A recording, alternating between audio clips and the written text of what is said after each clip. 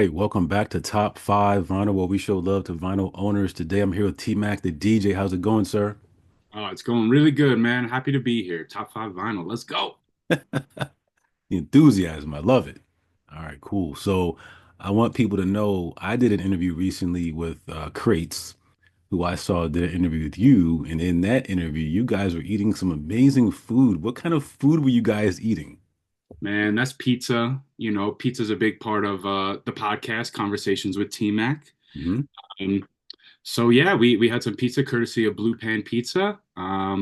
We did a few different styles that day. We did a Brooklyn Bridge, which is pepperoni, sausage, ricotta, fresh garlic. We did another New York. We did a few different New York styles.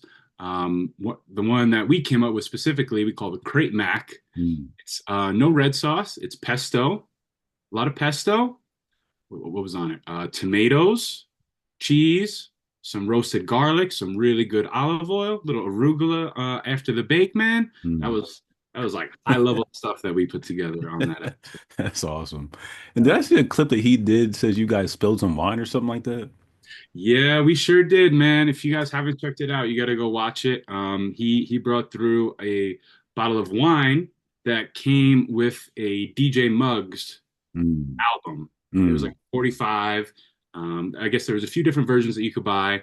They had the regular LP, but he got the 45, which came with this bottle of wine. Mm. And that Mm. was probably at least 8 years ago. And he Mm. said he's been saving this bottle and holding it for a while. Wow. So he talked it up, talked it up. We are like, yeah, let's open it, let's see what happens. And that thing just it just Jeez. it just went all over. That's So awful. that's it was a great moment, great Yeah, moment podcast. That we still got a couple glasses of wine out of it. that's all that matters. Yeah. Well, it was some good stuff, man. Mm. So shout out to Crates for bringing that through Yeah, and having a great conversation. That was a lot of fun. that's awesome. Pizza, wine, good conversation. You guys are over there winning. I like that. Okay. Come on, man, you got to come out to Denver, see what's up. Hey, I'll be out there. Trust me. I'm all with it. I'm all for it. I'm all with it. So yeah, I want everybody to like the channel, subscribe to all your friends, all that fun stuff you guys got to do in YouTube land out there. Oh, can you let them know all your handles on Instagram and where they can find you exactly? Yeah, pretty easy, everybody. TMAC the DJ, TMAC the DJ. You can find me on Instagram, YouTube. The podcast is Conversations with TMAC. Video versions available on YouTube and Spotify. You could also listen on Apple Podcasts. So, we're on all the major platforms. But yeah, TMAC the DJ. Yes. All right, cool. Before I get into my fun questions, how hard was it for you to come up with your top 5 vinyl records today? For today? It was a little easier than I thought, to be Hmm. honest. Hmm. Going through, looking through some stuff, I thought I was gonna pick out 20, and then like have to keep narrowing it down. Right. As I was looking and going through, I zeroed in on some really Hmm. good stuff that Hmm. either has a good memory or impacted me in a certain way, happened in a certain time period. So yeah, I'm excited. I'm Okay. excited to see Okay. what we picked out today. All right, cool. So let me hit the rewind button. So growing up, was there a record player in the house? No, Hmm. Hmm. So the not at next all. obvious question is, how did you get into collecting vinyl records? So it just was from being a hip hop fan. My parents, they were never really hip hop people, just like sort of top 40 mainstream. My dad's like a blues guy. So really just growing up, hip hop culture was just sort of all around. So Hmm. it was something that I never really thought of or separated. That, you know, the hip hop culture is just crazy. And once I Yeah. started to learn about it and get into it, I started producing, I started rapping, I did all the elements. Mm-hmm. Mm-hmm. But once I got a controller and started DJing, I had a lot of fun with it. And yeah, from there I was like, I need to get some real vinyl. I need to Yeah. get my hands on some physical vinyl. Watching a lot of rhythm roulette, people sampling from vinyl. That was something I never saw before. Mm-hmm. So just being exposed to it really, like through the internet and wanting to connect more to the essence of the culture. Really, that's where it came from. So I Mm-hmm. think it was probably in about 2014 when I bought a briefcase record player, built-in Mm-hmm. speakers, all that. I don't Mm-hmm. know where to start. That was the Yeah. cheapest thing I could find. Um, Ordered a couple records online. Mm-hmm. I know it's probably a sin for a lot of people, but my early exposure was a lot different. I sort of Mm, came to it myself, and there really was no record stores around me that had any hip hop or mm, new releases, just really old stuff that we ended up picking up a bunch of stuff to try to sample, mm, but really wasn't the stuff I was looking for. So I ended up ordering, a bunch of stuff online. Uh, a lot of my early connect collection actually came through a subscription called mm, Vinyl Please. I think they're still going strong, mm, but that's how I got a lot of early records, and they were doing like exclusive colored vinyl. So that just made me want to keep going, keep collecting, finding more mm, stuff. Okay, that's pretty cool. Okay, so you mentioned when you first started, you bought a couple at the same time. Do you remember the first record that you actually bought? So it was like a three pack of, Mm, of different three things. So one of them was actually a three pack of A Tribe Called Quest, their mm, first three albums. okay. I also got the Fugees, the score, Mm, and then the Black Star album. mm, So I knew more about Tribe Called Quest than the others. mm. You know me, I interview people. So what was I doing? I was watching interviews for Huh. years and years and years. Sway in Mm-hmm. the Morning, Breakfast Club, all these different um, outlets. So I just lost my train of thought. Oh, you bought those three vinyl records? Three vinyl records, yes. So Mm-hmm. I bought those records without really knowing much about those artists. Mm, It's just like I've heard these guys a bunch of times. Let's dig into these albums. So mm, once I really sat with those albums, got into them, like I said, I got the bug, and I just wanted to keep mm. getting more and more. And Yeah. So it you sounds know, like your first three are a bunch of classics. That's awesome. classics. That's how we started. And then I Mm, think my dad, once I got a record player, he actually got me a few things. It was a Fats Domino record mm, and also Etta James. okay. I had some classics to start, some classic hip hop, but then Mm-hmm. some old school music too. So Mm, I always try to balance it out. All my records are not just new releases; they're not all just old stuff. Try to a little bit of everything, which I'm sure all of our real yeah. vinyl collectors are doing. That's awesome. Okay. So I know you started off online. Like, I assume you've actually been to record stores. Do you have a favorite record store you've been to? So I do have one. It's Mm, Rough Trade in Brooklyn. mm, I remember going to that store, and like I said, where I grew up on Long Island, there really wasn't many record stores around that had stuff that I wanted. mm, When I went into that store, I spent probably mm. almost $500, Oh, wow. 10 records. I don't even know how many I got, but we'll Mm, show maybe a couple of them today. mm, But Rough Trade NYC. mm, I also it was really cool. It's almost like all shipping containers on the mm, inside, sort of like mm, separating rooms and stuff. So it was just an interesting setup mm, of the store. In the back of it, they actually had a concert venue. So I mm, actually seen a concert there before I went there to go buy vinyl. I think I went mm, in there and I was like, "Whoa, what is this place?" And then had to come back to it. mm. Uh, and yeah, just the music selection, man, it was really dope. That's I actually awesome. went there and I met Joey Badass. He did a Mm, signing okay. right around the time of All American Badass. Hmm. So I got one of the vinyls signed by Hmm. him there, met That's him and a awesome. few other people from Pro Era. So shout Okay. out to Trade NYC. No, that's pretty cool. Okay. Of the five that you're going to show us today, have you seen any of them perform live? Yes, Okay. not as many as I want, but oh yeah, actually maybe almost all Okay. five actually. Okay. Okay. That's cool. All right. And you mentioned your first record player was a suitcase style. How many record players have you been through? One, two, probably. So I had two briefcases, Hmm. two briefcase ones. Then I got a Stanton, which I still have to this day. And then during COVID, I actually got two techniques. I'm like, yo, Mm, like I said, we just mm, have to connect with the essence and yeah. everything. So had two techniques. And that's the extent of them. So I actually traded the techniques for the Rain One that I got here. Okay. Just so much easier to bring around and set Mm, up. And when you're DJing, time it could take a lot of time, breakdown, setup, so many wires and cords, man. It could give you a lot of anxiety, at least yeah. myself. So I'm Yeah. like, all right, I know this works. This has a spinning platter, so it gives you the same feel. So Gotcha. I'm working with now, but we still got the Stanton out in the living room to Mm, write the finals when we're feeling it. gotcha. All right. All right, cool. And T-Mac, this is top five vinyl. Can you share the number five? What is the fifth album that you have in front of you right now? All right, the number five album is No Squares in My Circle Mm, by the Mussolini and O Finesse, mm, people that I've interviewed multiple times on Conversations with T-Mac. I probably only have vinyls from these guys and one other artist that I've actually interviewed. Not many people are producing vinyl. It's not the easiest to do, mhm, not the cheapest to do, but this is one with two people I would even call friends. You know, I DJ for them a lot now.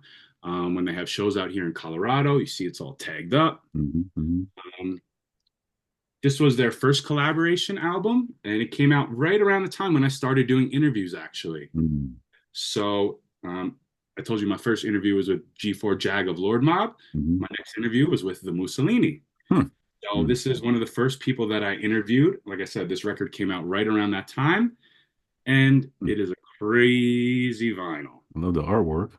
Yeah, the artwork on here, the picture disc, we got Old Finesse there. Hmm. Come on, man. So, Hmm. um, like I said, two of the first people that I interviewed, they produced this, and this is high quality. This isn't just no black edition, no Hmm. real artwork behind it. You could tell this took a lot of time to put together, and that's something that I really appreciate about the vinyl game. Yeah, yeah. A lot to put this together. We got the OBI on Oh, here. you got some more artwork on the inside. Okay. Yeah, yeah, man. So there's a whole lot going on with this one, and it's a great album. Hmm. There's a Hmm. my circle. So if you guys haven't listened, definitely go check it out. Since this album, Mussolini is on Jamla Records, so he's got albums with Ninth Wonder, and some recent big features of his is with Currency, Terminology, 38 Special, a whole bunch of people. So big shout out to Mussolini and O Finesse. No Squares in My Circle, one of my favorite albums from independent hip hop artists. Mm, that's awesome. Yeah. All right, cool. That's your number five. Let's go ahead and take a look at your number four. All right. So I actually mentioned this one earlier. One of the first records that I got, Mm, The mm, Score by the Fugees. mm, This is just one of my favorite albums to listen to. The vibes throughout. Since we're all vinyl people here, we know about letting the album play through start to finish, not skipping around. And I really like the way that this one plays out, especially with all the skits. The skits on here is, I mean, it's probably one of the first albums that I was really introduced to like a comprehensive start to back. mm, It flows and how it all came together. So the Fugees, The Score, like I said, I ordered this one on the internet, but a few months later, Vinyl Me Please sent out this album. So I actually have a colored version. mm. I don't think I've seen that before. Okay. Yeah, so this was a Vinyl Me Please exclusive. Mm, Yeah, it actually came with a 45. It's all like yellow or gold. hmm. It had like some remixes on it too. So the Score by the Fugees, man, one of my favorite groups of all Mm, time. hmm. Oh, yeah. That's not deniable. Okay. That's your number four. Let's go ahead and take a look at your number three. All right, number three. So to get back to your question about how many of these people I've seen perform, this next artist, I had a spiritual experience watching this artist. Okay. It was at Red Rocks, the Okay. amphitheater out here in Colorado. And yeah, this was one of my favorite albums before the concert. And then after the concert, it's like burned into my soul, man. Mm, mm, Badu, mm, mm, mm. Okay. Erica Badu, man. If you guys haven't seen her perform, go and see her. She has a live band, backup singers. It was just, like I said, it was a spiritual experience. Mm, Something she mentioned during that concert was that she was pretty much writing this as, like a message to her children, right? You know the song Apple Tree. There's just a lot of good concepts in this album, and me and her kid are pretty much the same age, so yeah. it's almost like the album was made for Talking to me and my you. generation. That's sort of what she mentioned. So Yeah. I really connect with this album. When I started listening to this album, it was, I was all hardcore hip hop, for a really long time. Just underground, 90s, that's it, 80s, all the classic golden era stuff.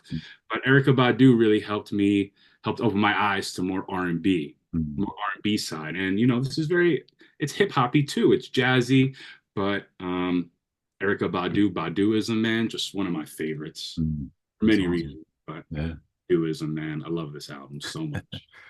that's cool. And Mm, I always try to keep the stickers, whatever it comes, mm. like on the packaging. I can't not open vinyl. I Yeah, have of to open course. it. I have to get my hands on it. Right. So people can collect and not open it for years. That ain't me. I can't do that. So I always try to save the stickers or whatever's on the outside packaging with it too. But Baduism, man, one of my favorites. All right. And you just made me think of another question to ask you real quick. Have you bought the same vinyl record twice for any reason? I did. Mm, I did. So this goes back to ordering stuff online. So I believe I pre-ordered 2014 Forest Hills Drive by J. mm, Cole, mm, and I probably didn't get it till like over a year later. mm, But I forgot that I ordered it initially, mm. and then I ordered like the live version of it that he did at a concert. So I got that one, and then in the mail a couple months later, I get another Wow. one. I was like, holy cow! I totally forgot about this. Mm, So I got a few doubles of that, and then I had Outcast Aquemini, mm. and then I just started dating my girlfriend at the time. It was right around Valentine's Day, and then she got me the Aquemini album. Ah, that's funny. So I had to act like I didn't Right, right. I didn't have it. I was excited, and I sure was, but she could tell that That's I funny. already had the album. Uh, wow. Good actor. I like that. Okay. Yeah, we try, we try. Yeah. So Badu is your number three. Let's take a look at your number two. All right, number two. This one is quite a story, but we'll show it to you first. Mm, J. Dilla Donuts, mm-hmm, iconic, mm-hmm, legendary. Um, so this was early on in my collecting. Not long after I got like that first three pack of records. Who else's name am I hearing? Who else's name am I hearing? Who else do I want to check out? Jay Dilla was the one. mm, So when I got this, I put it on my briefcase turntable at the time. And I don't, besides, I didn't know any Jay Dilla at the time. So of course I've heard stuff he produced, but I didn't know it was him. mm, So once I finally put the needle on the record, I thought the record was skipping. I mm, thought there was something wrong with my needle. mm, This was a mind-blowing album to me. I never heard anything like it. Like I said, I literally thought the record was skipping. I like went and checked it a bunch of times. I had to run it back. This was mind-blowing at the time for me. And since then, I have a lot of JD instrumental vinyls. He's got so much stuff. I think Record Store Day, there's always some stuff coming out. So I have a few Record Store Day things from him. Um, I got Dilla Time on the bookshelf back here. mm, One of my favorite producers, legend, icon. And mm. so J Dilla Donuts, number two. Cool. And T-Mac for the grand finale. What do we have for number one, sir? All right. So this next artist is somebody who I also saw at Red Rocks, Mm, and somebody I mentioned with Badu really helped turn me on to more R&B. This artist did the same. mm, This is currently my favorite artist out right now. mm, I actually just saw today that he's going to be coming back to Colorado in September. So mm. I'm requesting off already. I'm going to buy those tickets tomorrow on the Right. pre-sale. This artist is Anderson .Paak and the album. Mm, mm, mm. Yeah. So I first heard Anderson .Paak on Dr. Dre's Compton album, Mm-hmm. and hearing his voice and like the pain and how he was all over the album. It wasn't just on one song, but he was all over the album. Like, all right, who is this guy? Mm-hmm. So I checked him out. Malibu just came out a little bit before or after that time, and I had this on repeat every single day. I can Mm, still have this on repeat every single day. mm, Um, Such a good variety on here. He's spitting bars, he's singing, he's happy, he's sad, he's storytelling, he's having fun on tracks. mm, There's probably only one track on here that I could do without, but man, Anderson .Paak, Malibu, and I think there's actually a colored vinyl too. It got mm. Pink Hmm. Okay, that's pretty. here. And since Hmm. then, I think I have every single Anderson .Paak release on vinyl now. Hmm. Hmm. So Malibu, man, Anderson .Paak. Yeah, If you that's don't awesome. know, you best find out. You're missing out. You're missing out. That's an official cosign right there. Okay. Well, All right, cool. T-Mac, one more time. Can you let the people know where they can find you? of course. You can find me at TMAC the DJ, TMAC the DJ. That's Instagram and YouTube. Conversations with TMAC is the podcast. Find it on YouTube, Spotify, Apple Podcasts. I'm always posting clips on IG. So check it out, man. I think you guys will like it. And before Nice. we get out of here, I have a few extras Oh yeah, let's see to it. show you from that trip to Rough Trade NYC. Okay. So I brought up Outcast earlier. This is an Outcast album, Picture Disc. Hmm. So AT let me aliens. Yeah. let me get this out of here. Yep, AT Aliens.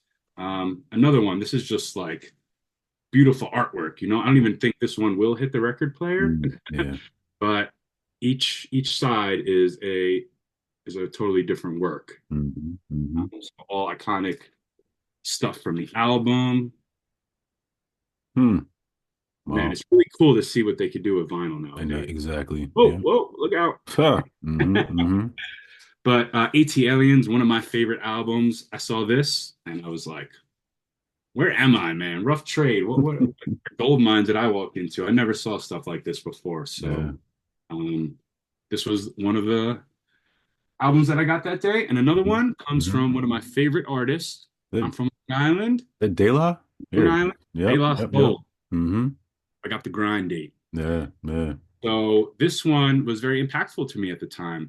I was working in an office job, doing stuff that I didn't really want to do. It was construction estimating, Hmm. at a computer, doing Excel sheets and doing measurements all day long and math.